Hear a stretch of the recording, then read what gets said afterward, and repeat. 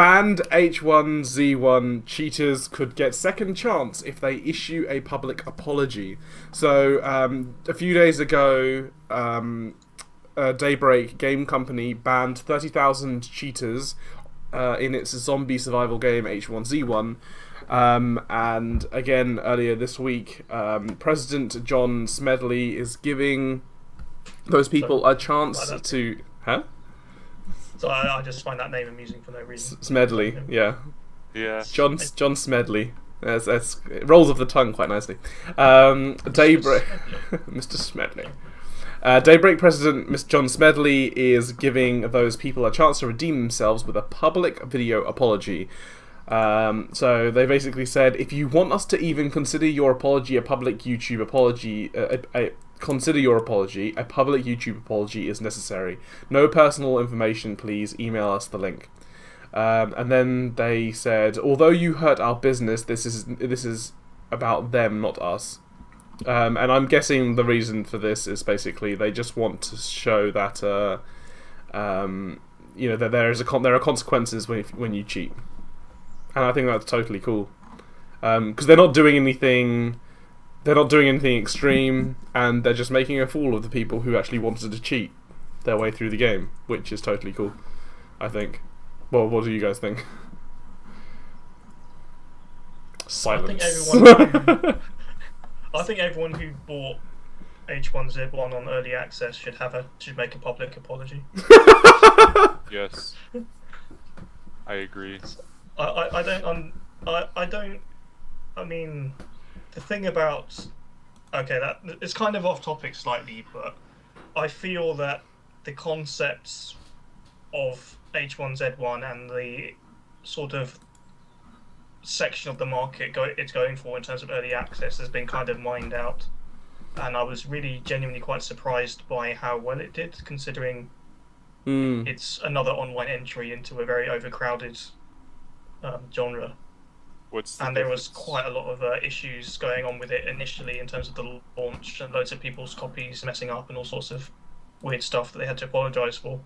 So this is probably the first I've heard about it since they were going, oh, they messed up the game balance and they have to introduce large-scale patches to fix it. Yeah.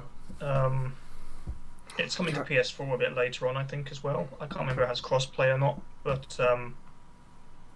Cameron, what were you saying? What's the difference between H1Z1 and that other zombie game that's open world? DayZ? Yeah. DayZ. This one actually might come out. Well, I mean... in terms of retail. Wait, H1Z1 is not out? No, it's on early access, so a bunch of people... So, oh wait, so on early access, they've already done 30,000 people have already been found cheating.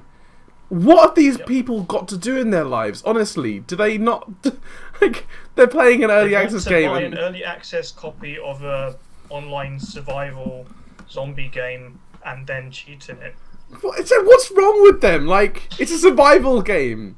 Do they not understand? Is there no joy in their life to actually challenging themselves? Like, you know what? I don't. Yeah, okay, I mean, if they can do that, sounds fun. Then no. If it's for trolling purposes, then I don't think most developers would call people out on that. Like, if it's just trolling each other and stuff like that. Well, not if messing with other players' experience. Oh, because it's yeah, okay, fine, yes, an online multiplayer thing. And that's exactly why they do it. If they're just like cheating for their own personal gain. Oh, right, okay. Really? So they're hoarding. Well, then yeah, that's just so bullshit. Like, yeah, I don't get that. Yeah, that is really stupid. Really stupid. Yeah. Yeah, we like I've done cheats before on games. But if I do cheats, I go to like a dedicated server, or I do it on like a single player game or whatever, where I'm not actually going to be upsetting people. It's like like or I'll do it on a server where it does count, but everyone else is doing cheats as well, or like doing stupid things and trolling each other anyway. You know, games like TF2 and stuff. That's fine. Everyone laughs about it and has a good time. But in a game where you're actually trying to survive and like, yeah, don't mess it up for everyone else, guys. Come on. Yeah, or you'll have to bend the knee Well, in this case, I'm really happy about this. In this case, yeah, if you get kicked and then you have to make a public apology, so that then now everyone knows who you are, and obviously it says don't put any personal information, so you don't have to say who you are and everything, but everyone knows that you were an idiot. So yeah. Anyway, I think we should. I wonder if anyone's going to do that. Sorry, yeah. So what? I wonder if anyone's actually going to do it. Well, they have to, otherwise they don't. Otherwise they don't get their game back. They have to. Well, I mean, if anything, I think they'll just do it and then cheat more.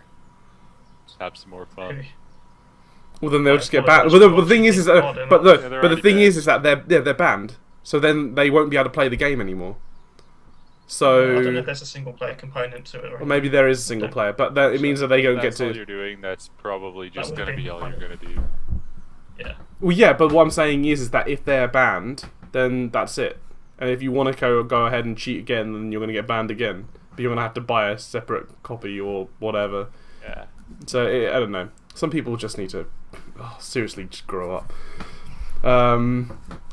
Because the thing is, grow up and play your video games properly. Well, this is the thing: is that people who actually take joy in making people rage. I mean, I understand some people do need to lighten up, but in a game that is specifically based on trying to be, trying to take things seriously, that's a little unfair. For people who have genuinely gone out and purchased the game so that they can have that experience. I think. Yeah. It somewhat depends on the situation.